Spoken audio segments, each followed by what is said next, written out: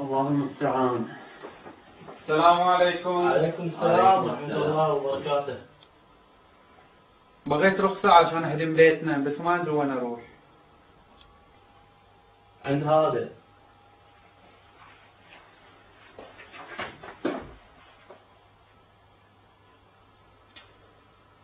اوكي تعال عند اسبوع. وين؟ سبوع؟ حبوش سبوع؟ بس توقيع بس. لو وش سبوع؟ انت ليش تأخر اعمال الناس؟ توقعها له وخليه يمشي. هذا شغلي لا تتدخل فيه. شغلك تأخر اعمال الناس. لو جاي واحد ناصبي مثلك كان مشيته، لكن اذا ما مشيت شغله الحين بروح اشتكي عليك وبتشوف. لحظة شوي.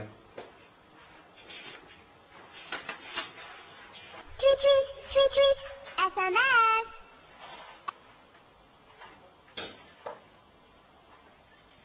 اسمع اخوك، اسمع هذا المسج. يقول لك في واحد مطوع سألوه تصلي؟ قال ايه. تصوم؟ قال ايه. قال تقوم الليل؟ قال اذا جتني ولا بس. تعال معنا نتخلصك. والله حالة ما في حلاقين في هالبلد. اخرج من هنا. وشو انت بتسوي روحك تفتح يا سمسم؟ كل يتكلم كلام فصحى. والله حالة. الله يستر اليوم يجيبون واحد جديد ان شاء الله ما اطلع عليه ان شاء الله. الله المستعان. Good morning. Good morning, sir. This is your new colleague. I explained his duty for him. You just take good care of him. This is your new office. As you see, it's clean now. But after a few days, you're gonna get some work. Thank you. السلام عليكم. عليكم السلام ورحمة الله. ايش اسمك؟ اسمي علي. الله سلام الله على علي ولعنة الله على معاوية. عاشت الأسامي يا أبو حسين. انتم لا تتورعون عن سب صحابة النبي صلى الله عليه وسلم. احنا نحترم الصحابة وما نسبهم، وهذا معاوية مجرم وملعون. لماذا تسب معاوية رضي الله عنه؟ رب الله بطنه إن شاء الله. وش رأيك في اللي يسب الصحابة؟ كافر وفي النار وبئس المصير. وصلنا خير.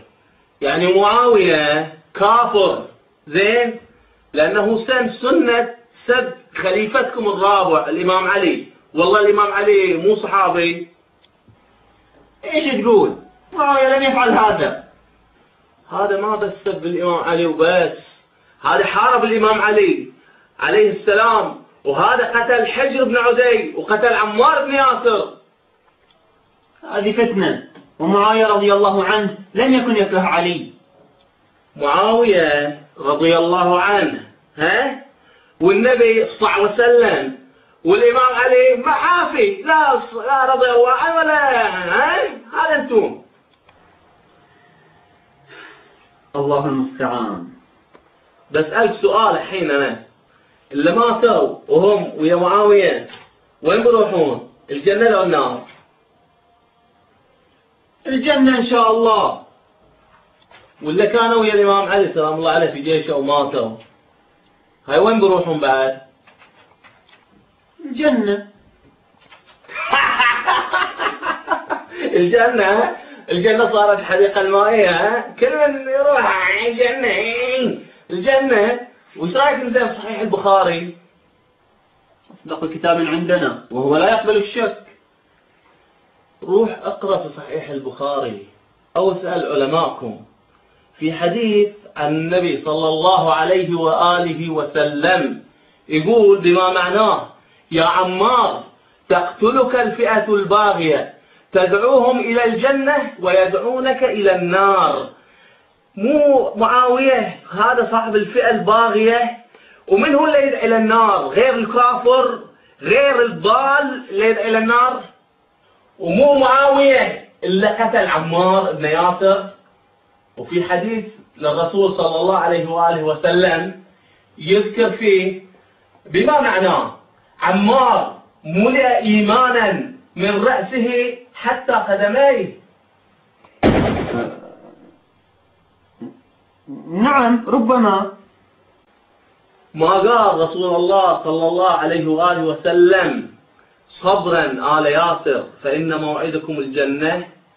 معناته عمار بيروح الجنة، واللي قتل عمار هم الفئة الباغية وبيروحون النار وبئس المصير. صلاة الصلاة كيف توضأ؟ حتى وضوءكم مخالف للقرآن. إن الوضوء غسلتين عندنا ومسحتين والكتاب معنا. الله المستعان.